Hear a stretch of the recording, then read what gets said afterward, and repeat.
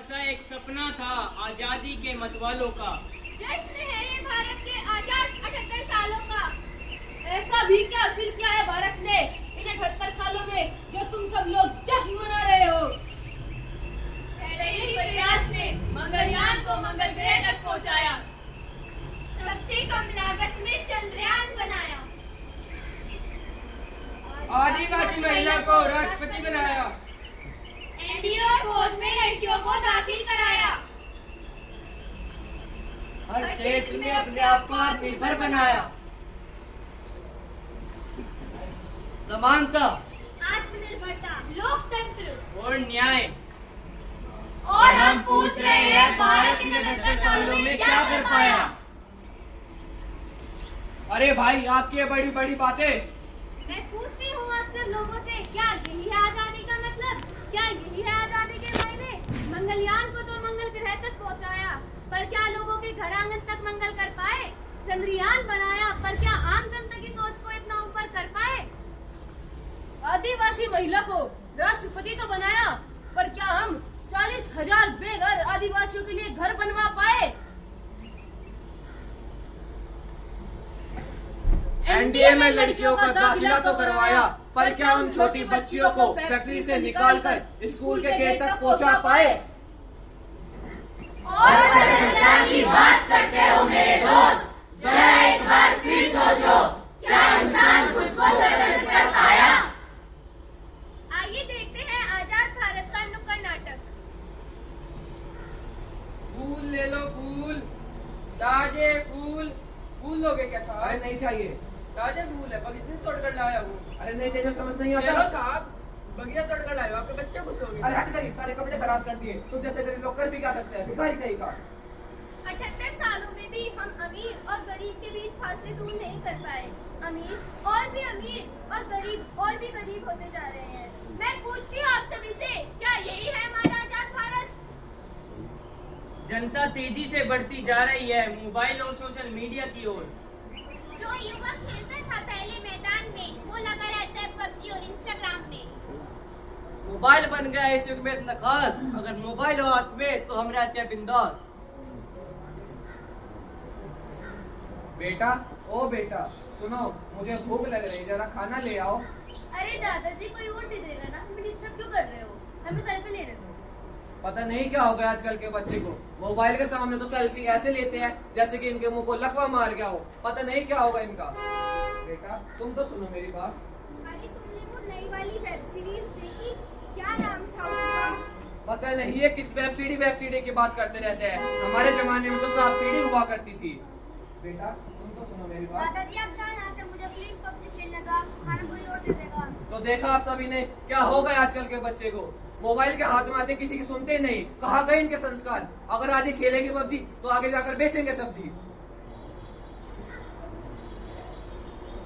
आजादी के इस आधुनिक काल में हमने अपने आप को मोबाइल और सोशल मीडिया में कैद कर लिया है। क्या यही है हमारा डिजिटल इंडिया, जहाँ मोबाइल के हाथ में आते ही बाहर की दुनिया को भूल ही जाते हैं? ना पढ़ाई लिखाई में लगता है इनका ध्यान, मोबाइल और सोशल मीडिया के आगे भूल गए हैं संस्कार। और वर्मा जी कैसे हो? बस बढ़िया, आप बताइए। बस सब बढ़िया, आपकी दुआ है। और वर्मा जी क्या करोगे इतना वो टाइम करके, क्या करोगे इतने पैसे का? अरे बस पूछो मत, ऊपर से तो इतनी महंगाई और बच्चों का अच्छे कॉलेज में दाखिला भी तो करवाना है।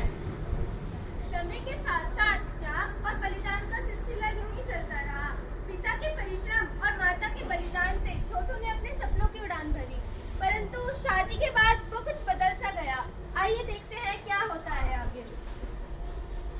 अरे बहू रानी, सुनती हो? अरे क्यों परेशान करते हो बहू रानी को? अरे भाग्यवान, क्या हुआ, इतने उदास क्यों हो? क्या ही बोलूं, तुम तो चले जाते ऑफिस, तुम्हारे माँ बाप ने मेरा जीना हराम कर रखा है। अरे वो तुम्हें परेशान कैसे कर सकते हैं? क्या तुम्हारे माँ बाप नहीं थे? नहीं नहीं, मेरे माँ बाप ऐसे नहीं थे, वो तो मुझे जल्दी में नहीं जगाते थे।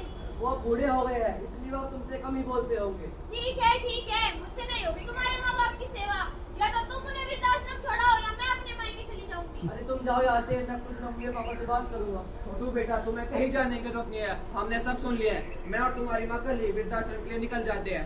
पर कितनी अजीब बात है, हमने मिलकर तुम बच्चों को पाल तो दिया, पर तुम पे तो 2 बूढ़े माँ बाप भी नहीं रखे जा रहे, क्या होगा तुम्हारा? देखिए क्या हुआ आगे, जब सब लोग होली का त्योहार मना रहे थे और छोटू के माँ बाप वृद्धाश्रम में अकेले उसका इंतजार कर रहे थे। हेलो हेलो कौन? अरे छोटू बेटा, मैं दादाजी बोल रहा हूँ। अरे दादाजी आप कहाँ चले गए थे? आपकी बहुत याद आती है। बस बेटा कुछ काम के लिए गया था, मैं आऊंगा तुमसे मिलने। आज होली है, जरा अपने पापा से तो बात कराना। पापा जी दादा का फोन है। अरे उन्हें कह दो कि अभी पापा घर पर नहीं है। दादाजी पापा कह रहे हैं कि वो अभी घर पर नहीं है। बस यही देखना बाकी रह गया था। ठीक है बेटा, जब आए तो क्या देना कि दादाजी का फोन आया।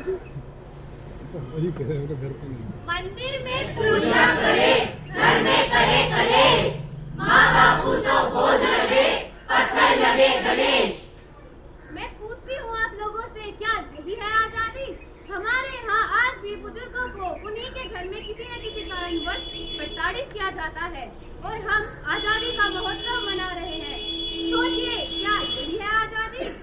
तो आइए इस आजादी के अमृत महोत्सव पर भारत को आत्मनिर्भर, सशक्त व समृद्ध बनाने का प्रण लेते हैं।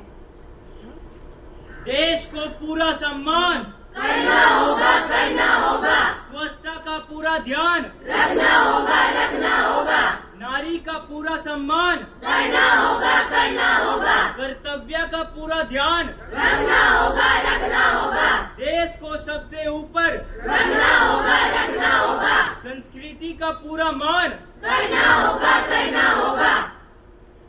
आज इस नुक्कड़ नाटक के माध्यम से दिए गए संदेश को धैर्यपूर्वक सुनने के लिए मैं आप सभी का आभार व्यक्त करती हूँ और आशा करती हूँ कि इस नाटक के दिए गए संदेश को आप जन जन तक पहुँचाएंगे।